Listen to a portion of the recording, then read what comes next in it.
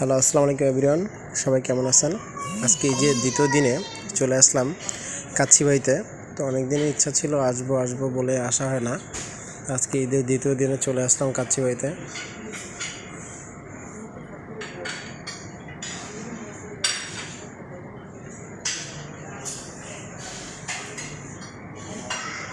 ডেকোরেশনটা অনেক দারুণ ছিল। 2 পিস মটন, 1 পিস হাড্ডি সহ আর 1 পিস হাড্ডি ছাড়া, 2 পিস আলু দিছি। অবশ্য সবাই 1 পিস নেয়, আমি অবশ্য তাদের রিকোয়েস্ট করে যেহেতু আলু লাভার তাই আর 1 পিস আলু বেশি করে নিছি। সাথে সালাদ আছে, মরিচ আছে, এটা বোরহানি নিলাম, এটা ঠান্ডা পানি।